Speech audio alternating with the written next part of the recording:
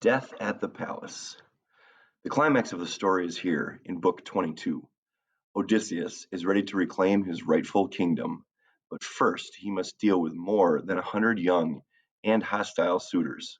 The first one he turns to is Antinous. All through the story, Antinous has been the meanest of the suitors and their ringleader.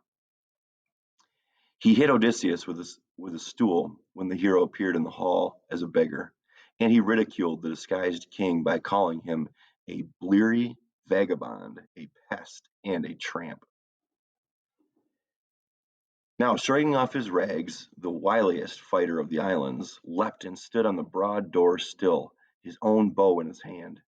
He poured out at his feet a rain of arrows from the quiver and spoke to the crowd. So much for that. Your clean cut game is over. Now watch me hit a target that no man has hit before. If I can make this shot, help me, Apollo. He drew to his fist the cruel head of an arrow for Antinous, just as the young man leaned to lift his beautiful drinking cup, embossed, two handled, golden. The cup was in his fingers. The wine was even at his lips. And did he dream of death? How could he, in that revelry amid his throng of friends, who would imagine a single foe, though a strong foe indeed, could dare to bring death's pain on him and darkness on his eyes? Odysseus's arrow hit him under the chin and punched up to the feathers through his throat.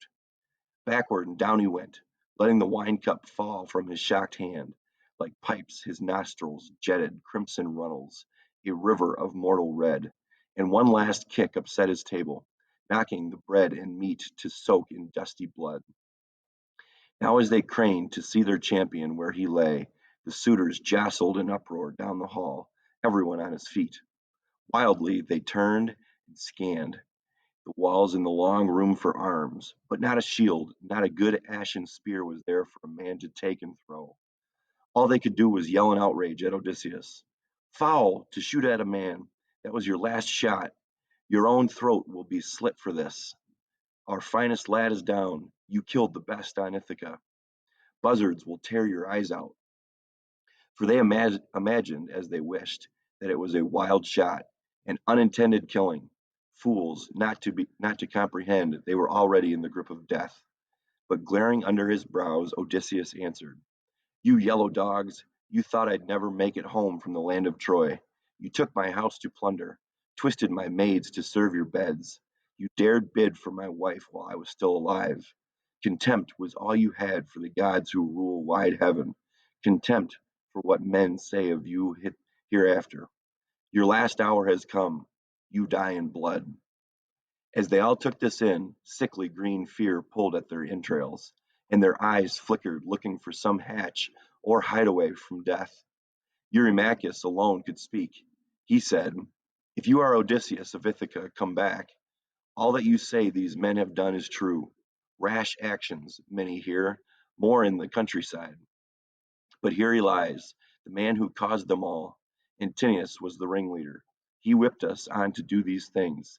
He cared less for a marriage than for the power Cronion has denied him as king of Ithaca. For that, he tried to trap your son and would have killed him. He is dead now and has his portion.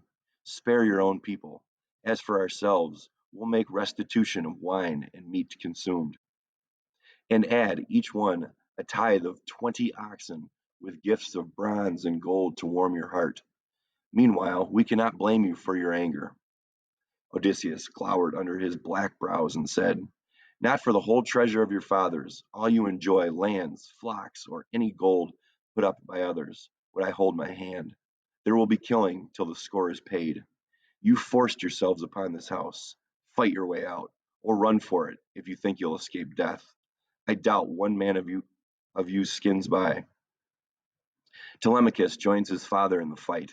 They are helped by the swineherd and cowherd. Now the suitors, trapped in the hall without weapons, are struck right and left by arrows, and many of them lie dying on the floor. At this moment, that unmanning thundercloud, the Aegis, Athena's shield, took, took form aloft in the great hall, and the suitors, mad with fear, at her great sign, stampeded like strung cattle by a river, when the dread shimmering gadfly strikes in summer, in the flowering season, in the low drawn days.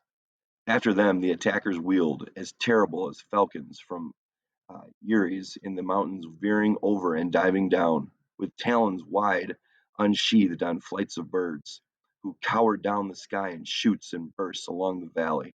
But pouncing falcons grip their prey. No frantic wing avails, and farmers love to watch those beaked hunters. So these now fell upon the suitors in that hall, turning to strike and strike again, while torn men moaned at death and blood ran smoking over the whole floor.